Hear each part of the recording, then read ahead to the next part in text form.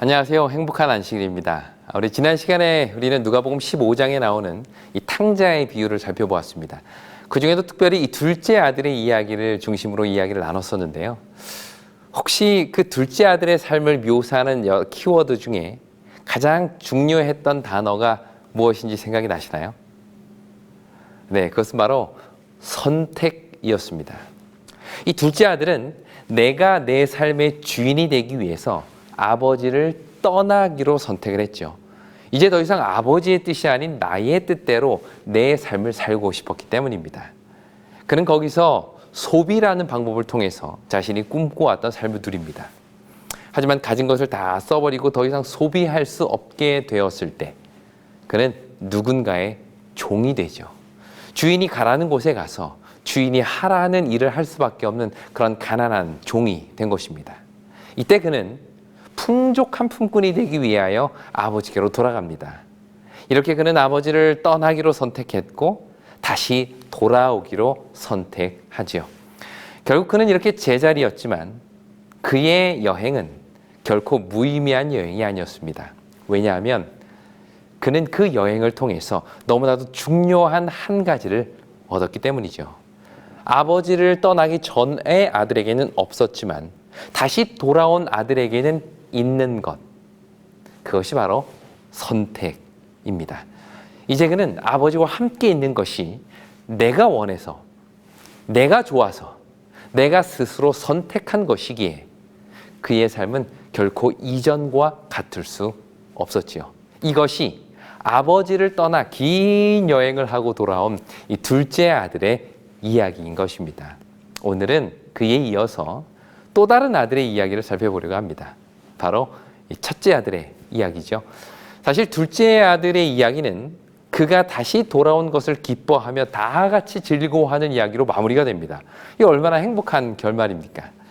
하지만 이 비유는 거기서 끝나지 않습니다. 25절부터 본문은 유일하게 그 즐거움에 참여하지 못했던 한 사람을 소개하는데 그가 바로 그 집의 맏아들입니다. 우리는 이 비유를 가리켜 탕자의 비유라고 부르죠. 하지만 탕자의 이야기 못지않게 이 맏아들의 이야기도 아주 이 비유에서 중요한 자리를 차지하고 있습니다. 아니 어쩌면 탕자의 이야기보다 맏아들의 이야기가 이 비유의 핵심인지도 모르겠습니다. 왜냐하면 이 비유는 탕자가 아니라 맏아들에게 하신 말씀이기 때문입니다. 누가복음 15장 1절부터 3절 있는 말씀을 보시겠습니다. 모든 세리와 죄인들이 말씀을 들으러 가까이 나오니 바리새인과 서기관들이 수군거려 이르되 이 사람이 죄인을 영접하고 음식을 같이 먹는다 하더라. 예수께서 그들에게 이 비유로 이르시되. 본문은 이 비유의 청중을 누구라고 이야기하고 있죠? 3절에 보시면 예수께서 그들에게 비유로 이르시되 라고 되어 있습니다. 그렇다면 여기서 말하는 그들은 누굴까요? 그렇죠. 바로 2절에 바리새인과 서기관들입니다. 한마디로 이 비유는 탕자와도 같은 세리나 죄인들에게 하신 말씀이 아니라 세리와 죄인들을 영접하고 함께 잡수시는 그 예수를 비난했던 바리새인들과 서기관들에게 하신 말씀입니다. 그런 의미에서 탕자의 비유의 이 후반부에 등장하는 맏아들의 이야기는 바리새인과 서기관들의 모습을 그대로 담아내고 있는 것이죠. 우리가 잘 알듯이 누가복음 15장에는 모두 3개의 비유가 나옵니다. 어떤 것이 있죠? 네, 잃은 양의 비유, 잃은 드라크마의 비유, 그리고 잃은 아들의 비유, 이렇게 3가지 비유가 나오는데 이 3 비유의 공통점은 다 무엇인가를 잃어버렸다는 것입니다. 하지만 이들의 차이점도 분명하죠. 앞에 나온 2 비유는 무엇인가를 잃어버린 사람이 그것을 찾기 위해 노력합니다. 양을 잃어버린 목자는 양을 찾도록 찾아다녔고요. 드라크마를 잃어버린 여인도 그것을 찾을 때까지 등불을 켜고 집을 쓸면서 부지런히 찾아다니죠. 그런데 이상하게도 이 탕자의 비유에서는 집 나간 아들을 찾기 위해 아버지는 아무 일도 하지 않습니다. 그가 하는 유일한 일이 있다면 집에서 그 아들이 돌아오기를 기다리는 것뿐이죠. 왜 그럴까요? 왜 이 아버지는 다른 사람들처럼 잃어버린 아들을 찾기 위해 아무런 노력을 하지 않을까요? 그것은 이 탕자의 비유의 핵심은 바로 선택이기 때문입니다. 한번 생각해 보세요. 잃은 양, 잃은 드라크마. 이것은 모두 선택할 수 있는 존재가 아닙니다. 목자를 잃어버린 양이 이제는 내가 목자에게로 돌아가야 되겠다라고 결심하고는 킁킁거리며 냄새를 맡으며 주인을 찾아갈 수 있을까요? 그럴 수 없습니다. 양에게는 그럴 능력이 없죠. 양이 목자에게 돌아갈 수 있는 유일한 방법은 목자가 양을 찾는 것뿐입니다. 드라크마도 마찬가지죠. 이 동전이 이젠 장롱 밑에 그만 있고 주인에게 가야지 라고 돌아갈 수 있을까요? 뭐 동전이 발이 달린 것도 아니고요. 이건 불가능한 일입니다. 그러므로 잃은 양과 잃은 드라크마는 모두 주인의 역할이 절대적입니다. 주인이 찾아야 찾아지는 존재죠. 그러므로 이 앞에 있는 이 두 비유에서는 잃은 자를 찾으시는 하나님의 역할이 강조됩니다. 반면에 탕자의 비유는 다릅니다. 그는 선택할 수 있는 존재죠. 자신이 아버지께로 돌아가기로 결심하면 언제든지 돌아갈 수 있는 존재입니다. 그래서 본문은 이 이야기의 터닝 포인트를 17절에 이에 스스로 돌이켜라는 탕자 자신의 선택에 두고 있는 것입니다. 그런 의미에서 탕자의 비유는 아버지를 떠난 자 본인의 역할, 본인의 선택을 강조하고 있는 것이죠. 이처럼 처음 두 비유와 탕자의 비유의 차이점이 분명하게 나타납니다. 그런데 또 하나의 차이점이 있습니다. 그게 뭘까요? 힌트를 드리자면 처음 두 비유에는 없고 탕자의 비유에만 있는 것 한 가지가 있습니다. 그게 뭘까요? 바로 맏아들의 이야기입니다. 조금 전에 말씀드렸듯이 이 세 비유는 다 누구에게 하신 말씀이에요? 바리새인과 서기관들에게 하신 말씀입니다. 그런데 이 세 비유 중에 바리새인과 서기관들의 입장을 대변하는 역할은 오직 탕자의 비유에만 등장합니다. 한번 비유들을 볼까요? 이 100마리 양 중에 한 마리를 잃어버렸습니다. 그렇다면 이 비유에서 바리새인과 서기관들은 누굴까요? 목자와 함께 있는 99마리의 양이겠죠. 그런데 이들 중에 71마리의 양을 찾기 위해 자기들을 들에 두고 떠나는 목자를 향해 불평하거나 원망하는 양의 목소리가 들리나요?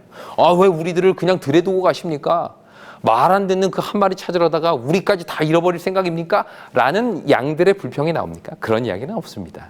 드라크마 비유도 마찬가지죠. 잃은 드라크마를 애써 찾는 여자에게 왜 우리에게는 신경도 안 쓰십니까? 라며 항의하는 드라크마는 없습니다.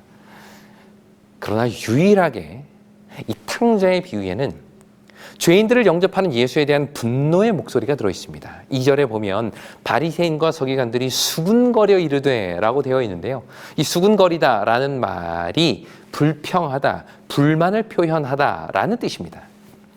이런 불평과 불만이 유일하게 대변되고 있는 곳, 그것이 바로 탕자의 비유인 것이죠. 누구의 목소리를 통해서? 네, 바로 맏아들의 목소리를 통해서입니다. 그런 의미에서 탕자의 비유의 이 2막에 등장하는 맏아들 이야기는 어쩌면 이 세 비유 전체를 하나로 묶어서 결론을 내리는 역할을 하고 있습니다. 어떠세요? 이 맏아들의 이야기가 기대되지 않으십니까? 그럼 지금부터 기대하는 마음으로 그 맏아들의 이야기 속으로 들어가 보도록 하겠습니다. 다 같이 누가복음 15장 25절과 26절을 보시겠습니다. 맏아들은 밭에 있다가 돌아와 집에 가까이 왔을 때에 풍악과 춤추는 소리를 듣고 한 종을 불러 이 무슨 일인가 물은데 재밌는 사실은 본문은 의도적으로 맏아들과 둘째 아들 모두 집을 떠났다가 다시 돌아오는 존재로 묘사하고 있습니다. 둘째 아들은 먼 나라로 갔다가 돌아왔고요. 맏아들은 그렇죠. 밭에 나갔다가 집으로 돌아옵니다. 한마디로 둘 다 집을 떠났다가 다시 돌아온 것이죠. 여기 20절에 보면 둘째 아들이 이에 일어나 아버지께로 돌아가니라 라고 되어 있는데 이때 사용되었던 이 단어 돌아가니라 라는 헬라어 원어와 25절에서 맏아들이 밭에 있다가 돌아왔다 할 때의 이 단어가 똑같은 단어입니다. 그러니까 본문은 의도적으로 이 두 아들을 모두 떠났다가 돌아온 전제로 이렇게 세팅을 하고 있는 것이에요. 그런데 이 둘의 중요한 차이점이 있습니다. 맏아들은 밭에 있다가 어디로 돌아왔다고 본문은 이야기하죠? 네, 그렇습니다. 집으로 돌아왔다라고 이야기를 합니다. 그런데 둘째 아들은 집으로 돌아왔단 말이 없어요. 그렇다면 둘째 아들은 어디로 돌아왔을까요? 네, 누가복음 15장 20절은 이렇게 이야기를 합니다. 이에 일어나서 아버지께로 돌아가니라. 둘째 아들이 돌아온 곳은 다름 아닌 아버지의 품이었습니다. 이게 무슨 차이가 있을까요? 밭에 있다가 집으로 돌아온 맏아들과 먼 나라에 갔다가 아버지께로 돌아온 둘째 아들, 이 둘의 차이는 무엇일까요?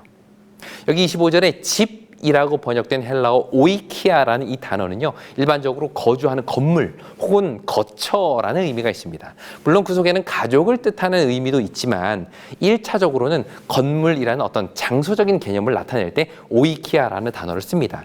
25절에 봐도 여기서는 밭에 있다가 집으로 왔다라는 어떤 장소의 이동을 이야기를 해주고 있죠. 그러나 둘째 아들은 달랐습니다. 그가 가고자 한 곳은 집이라는 장소가 아니었습니다. 먼 나라에서 허랑방탕한 삶을 살다가 마침내 그가 돌아오기로 결심한 곳은 다름 아닌 아버지께였죠. 이것은 장소의 이동이 아니라 관계의 이동을 의미합니다. 이에 일어나 아버지께로 돌아가니라 라는 말은 아버지와의 관계의 회복을 의미했던 것이죠. 돌아온 아들에게 옷을 입히고 신을 신기고 가락지를 끼우는 그 아버지의 모습 역시 그 관계의 회복을 보여주는 것입니다. 자, 여기서 우리는 맏아들과 둘째 아들의 중요한 차이점을 보게 됩니다. 이들은 둘 다 집을 떠났고 둘 다 다시 돌아왔습니다. 그러나 둘째 아들의 돌아옴은 관계의 이동을 의미하는 반면 맏아들은 집으로, 건물로 돌아오는 장소적 이동뿐이었죠. 이렇게 집으로 돌아온 맏아들은 거기서 귀에 익숙하지 않은 소리를 듣게 됩니다. 25절과 26절을 제가 읽겠습니다. 맏아들은 밭에 있다가 돌아와 집에 가까이 왔을 때에 풍악과 춤추는 소리를 듣고 한 종을 불러 이 무슨 일인가 물은데 대답하되 당신의 동생이 돌아왔음에 당신의 아버지가 건강한 그를 다시 맞아들이게 됨으로 인하여 살진 송아지를 잡았나이다 하니. 집에 가까이 온 맏아들은 풍악과 춤추는 소리를 듣습니다. 아마도 이 소리는 둘째 아들이 집을 떠난 이후에 단 한 번도 그 집에 들린 적이 없었을지 모르겠어요. 그런데 집에 와보니 그 소리가 들리는 겁니다. 그러자 맏아들은 집에 들어가지 않고 오히려 집에 있던 한 종을 불러 묻습니다. 그의 대답은 당신의 동생이 돌아왔고 당신의 아버지가 그 살진 송아지를 잡았다 라고 이야기를 하죠. 성경 본문은 이 살진 송아지 앞에 정관사 그를 붙입니다. 우리 한글 번역에는 나와 있지는 않지만 원어 성경에 보면 헬라어 톤이라는 정관사를 붙입니다. 영어로 더랑 같은 의미인데요. 바로 그 송아지를 잡았다는 그 뜻입니다. 이것은 아마도 집 나간 아들이 돌아올 때를 위해 미리 준비해 놓은 바로 그 송아지로 보입니다. 그러자 맏아들은 이렇게 반응하지요. 28절. 그가 노하여 들어가고자 하지 아니하거늘 아버지가 나와서 권한대. 맏아들의 반응은 분노였습니다. 여기 맏아들의 감정을 표현하는 이 단어는 우리가 잘 아는 요한계시록 12장 17절에서 용이 여자에게 분노하여 돌아가서 할 때 그 분노와 같은 단어입니다. 그렇다면 여기서 한 가지 중요한 제가 질문을 드리겠는데요. 왜 맏아들은 분노했을까요?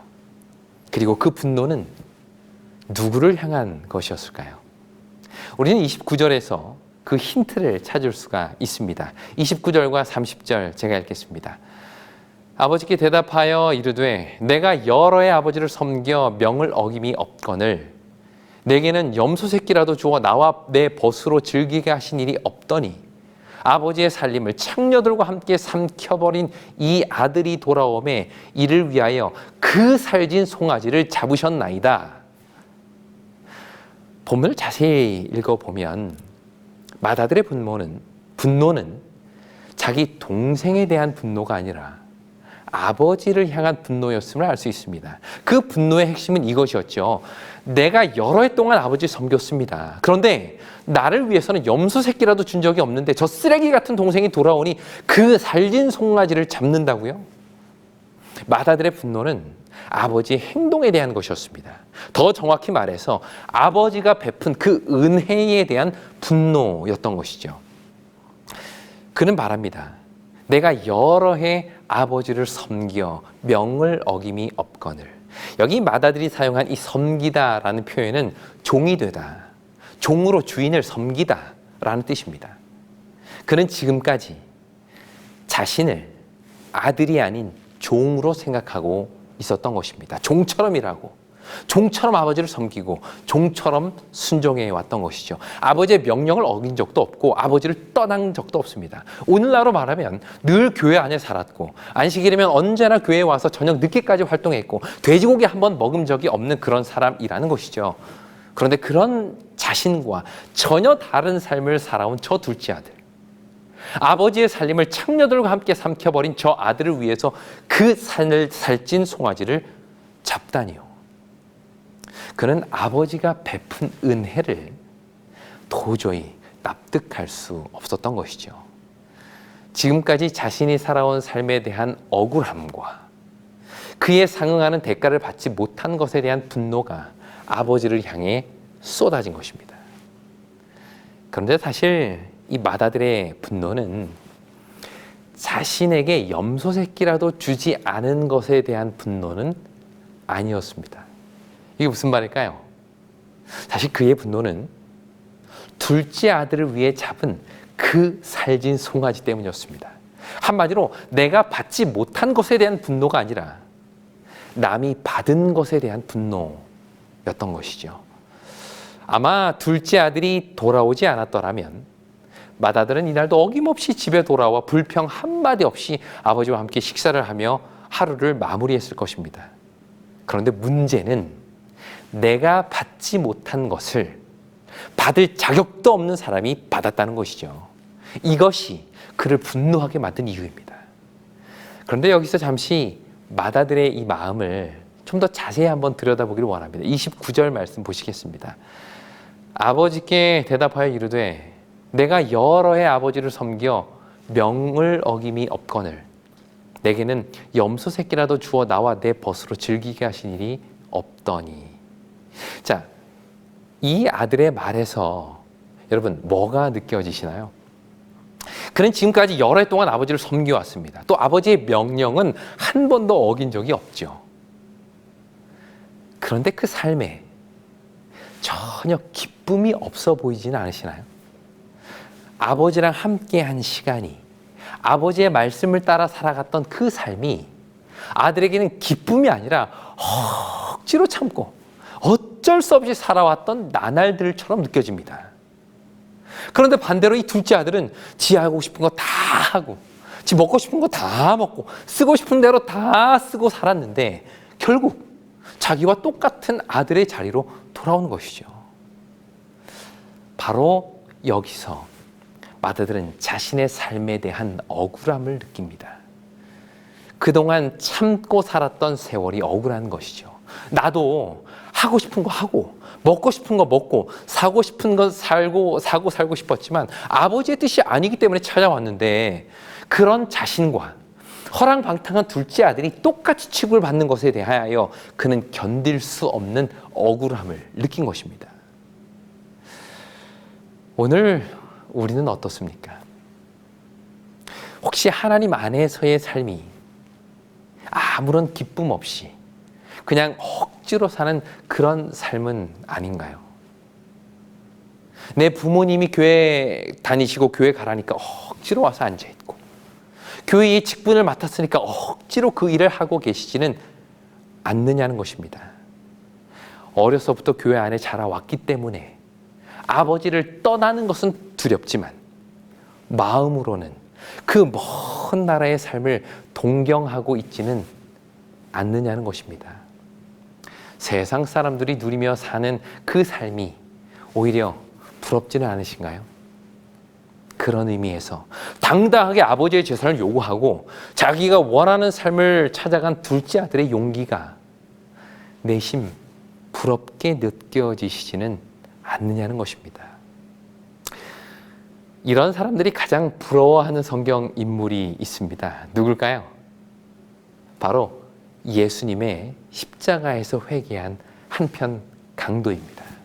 그는 지금까지 하고 싶은 거 다 하고 자기 멋대로 살다가 마지막 꽥 하고 죽기 전에 딱 회개하고 죽으니 이거 얼마나 좋습니까? 나는 태어날 때부터 재림교인으로 태어나서 이것도 못 해보고 저것도 못 해보고 지금까지 이렇게 살아왔는데 나도 즐길 거 다 즐기다가 마지막에 죽기 전에 그냥 딱 회개하고는 하늘나라 가면 얼마나 좋을까요? 세상도 즐기고 하늘에 가서 하늘도 누리고. 그런 의미에서 십자가에서 회개한 이 강도는 많은 성도들의 부러움의 대상이 되어 왔습니다. 그런데 우리가 이런 생각을 하는 이유가 뭘까요? 그것은 단 하나입니다. 지금 아버지와 함께하는 내 삶에 기쁨이 없기 때문이에요. 내 몸은 아버지 집에 있고 내 삶은 아버지의 명령에 순종하는 삶이지만 정작 그 삶에는 기쁨이 없어요. 내가 하늘나라에 가야 되니까, 내가 구원을 받아야 하니까 이렇게 살기는 사는데 그 삶이 전혀 기쁘지 않고 전혀 행복하지 않는 것입니다. 이런 사람들의 특징이 두 가지가 있는데요. 첫째는 집 나간 아들에 대한 정죄요. 둘째는 그 아들을 받아준 아버지에 대한 분노입니다. 딱 누구의 모습일까요? 그렇죠. 누가복음 15장에서 세리와 죄인들을 정죄하고 그들과 함께 잡수시는 예수에게 분노한 바리새인과 서기관들의 모습이지요. 예수님은 그들의 모습을 이 탕자에 비유해서 아주 정확하게 묘사하고 계신 것입니다. 그렇다면 이런 마다들에게 가장 필요한 것은 무엇일까요? 아버지를 떠나 먼 나라에 갔던 이 둘째 아들에게 필요한 것은 선택이었습니다. 내가 스스로 돌이켜 아버지께 나아가는 그 선택이 그에게는 가장 중요했죠. 그렇다면 지금 아버지와 함께 살면서도 그 삶이 전혀 기쁘지 않고 행복하지도 않은 이 마다들에게는 무엇이 필요할까요? 그것은 바로 은혜입니다. 30절에서 그가 아버지에 대한 분노한 이유를 이렇게 이야기를 합니다. 그것은 바로 둘째에게 베푼 은혜 때문이었습니다. 아버지 재산을 창녀들과 함께 다 먹어버린 이 아들을 받아주다니, 이건 절대 있을 수 없는 일이었죠. 그러면서 그는 아버지에게 자신에게는 그 어떤 은혜도 주어지지 않았음을 불평합니다. 나는 맨날 아버지를 섬기며 살았고 단 한 번도 아버지의 명을 어긴 적이 없지만 나에게는 염소 새끼 한 마리 잡아주지 않았다는 것이죠. 한마디로 자신은 아버지로부터 그 어떤 은혜도 받고 누리지 못했다는 것입니다. 그런데 그런 그 마다들에게 아버지가 이렇게 이야기를 합니다. 31절과 32절입니다. 아버지가 그에게 이르되 예, 너는 항상 나와 함께 있으니 내 것이 다 내 것이로되 이 내 동생은 죽었다가 살아났으며 내가 잃었다가 얻었기로 우리가 즐거워하고 기뻐하는 것이 마땅하다 하니라. 여기서 아버지가 이야기합니다. 예, 너는 항상 나와 함께 있지 않았니? 그런 너에게는 내 것이 다 너의 것이잖아. 아버지는 지금 왜 이 말을 하는 걸까요? 내 것이 다 너의 것이다 라는 말의 의미는 뭘까요? 마다들은 아버지의 재산을 자신의 것이라고 생각한 적이 없었습니다. 분명히 12절에 보면 탕자가 떠날 때 아버지가 살림을 각각 나누어 줬다라고 본문은 이야기를 하지만 마다들은 단 한 번도 아버지의 것이 자신의 것이라고 생각하며 살지 못했습니다. 그래서 그는 아버지에게 염소 새끼 하나 얻기 위해서 밤낮 종처럼 일하고 아버지의 명을 어떻게든 지키려고 노력해 왔던 것이죠. 아버지는 분명히 그에게 자신의 모든 것을 은혜로 주었지만 정작 그는 그 은혜를 누리며 살지 못했던 것입니다. 그런 그에게 아버지는 다시 한번 말씀하시죠. 예, 너는 항상 나와 함께 있으니 내게 다 너 거지 않니? 이미 나는 모든 은혜를 너에게 다 베풀었단다. 은혜를 경험하지 못하면 남이 받은 은혜가 불평의 제목이 됩니다. 은혜를 누리고 살지 못하면 그 삶은 남을 비난하고 정죄하고 불평하는 삶이 되죠. 이런 자들에게 가장 필요한 것이 있다면 그것은 바로 은혜를 경험하는 것입니다. 왜냐하면 은혜야말로 사람의 마음을 변화시키는 가장 큰 힘이 되기 때문이죠. 저희 집에는 몇 가지 법이 있습니다. 그 중에 하나가 집에서 뛰면 벌금 1,000원을 내는 것인데요. 이 법이 생긴 이유는 저희 집이 2층인데 아이들이 조금만 뛰어도 이 뛰는 소리가 1층뿐만 아니라 이 3층까지 들리기 때문입니다. 그래서 여러 번 이 좀 불편한 이야기들을 하셔서 안 되겠다. 아이들에게 뛰지 말도록 해야 되겠다. 라고 이제 생각을 하죠. 그래서 처음에는 잘 타일러 보기도 하고 뛸 때마다 이야기하기도 하지만 아무리 얘기해도 소용이 없었습니다. 그래서 최후의 방법으로 아이들에게 벌금을 걷기로 한 것이죠. 벌금이 처음이다 보니 아이들은 뭐 별 생각 없이 오케이 뭐 그렇게 하겠다라고 이제 동의를 합니다. 그런데 웬걸 정작 법이 시행되다 보니까 아이들의 불만이 하늘을 찌르게 되죠. 특히 저희 둘째가 늘 벌금을 냅니다. 이 아이는 어려서부터 걷는 게 뭔지 잘 모르는 아이였어요. 여기서 요만큼을 갈 때에도 늘 뛰어다니는 아이인지라 이 법을 지키기가 너무 힘든 것입니다. 그렇게 한 일주일이 지나자 벌금이 무려 5,000원이나 모이게 된 것입니다. 첫째가 1,000원, 둘째가 4,000원을 냈습니다. 그런데 놀라운 것은 이렇게 벌금을 걷자 아이들이 전혀 뛰지 않는 것이죠. 심지어는 이 발 뒤꿈치를 들고 다니기까지 하는 것입니다. 야, 역시 이 벌금이 무섭긴 무서운가 봅니다. 그러던 어느 날 둘째가 급하게 저를 찾아옵니다. 아빠, 빨리 와보세요. 그러더니 하는 말이 아빠, 지금 누나가 뛰었어요. 내가 똑똑히 봤어요. 얼른 벌금 내라고 하세요. 라고 이야기를 하는 거죠. 그러자 첫째가 아니다. 나는 뛴 게 아니라 조금 빨리 걸었을 뿐이다. 라고 막 반박을 하는 겁니다. 그래서 제가 그래 이번엔 아빠가 보지 못했으니 다음에 아빠가 보면 그때 벌금을 걷도록 하자. 라고 이 일을 마무리하려고 하는데 이 둘째 아들이 가만히 있지 않는 겁니다. 그때부터 자기는 억울하다며 울고불고 난리가 난 것이죠. 왜 아빠는 누나만 용서해주고 자기에게는 벌금을 걷냐는 것입니다. 그 모습을 가만히 보고 있는데 문득 제가 크게 뭔가를 잘못하고 있구나 라는 것을 깨닫게 되었습니다. 벌금을 거드니 아이들이 뛰지 않아 좋은데 그 뛰지 않는 것이 그 법이 정말 즐거워서 감사해서 아버지의 뜻을 충분히 이해해서 지키는 것이 아니라 억지로 지키는 것입니다. 서로가 서로를 감시하고 고자질하고 남이 받은 용서에 막 분노하는 모습을 보이는 것이죠. 이 법으로 인해서 얻는 것보다 잃은 것이 훨씬 많겠다라는 생각이 들었습니다. 그래서 제가 아이들 다 불렀습니다. 그리고는 이렇게 앉히고는 왜 아빠가 이러한 법을 만들 수밖에 없었는지를 쭉 설명을 했어요. 또 이것 때문에 서로가 서로를 비난하고 고자질하고 분노하는 일이 얼마나 아빠의 마음을 아프게 하는 일인지도 다 이렇게 이야기를 했습니다. 그리고는 둘째에게 그 벌금 주머니를 가져오라고 했습니다. 그러니까 아이가 이제 영문도 모르고 이제 벌금 주머니를 가지고 와요. 거기에는 아이들의 이 눈물의 벌금이 들어 있었습니다. 저는 그 벌금을 꺼냈어요. 그리고는 아이들에게 다시 돌려줬습니다. 큰아이에게는 1,000원, 둘째 아들에게는 무려 4,000원을 주었어요. 그리고 말했습니다. 얘들아, 아빠가 이걸 너희들에게 다시 돌려주는 이유는 너희가 벌금 때문에 억지로 아빠의 말씀에 순종하는 것을 원치 않기 때문이야. 벌금을 다 탕감해 주었으니 이제는 정말 아빠랑 뛰지 않기로 약속하자. 그랬더니 아이들의 표정이 얼마나 밝아지는지 자기가 다시는 뛰지 않겠다라며 아주 탕감받을 벌금을 들고 그렇게 행복하며 달려가는 것입니다. 뛰지 말랬더니.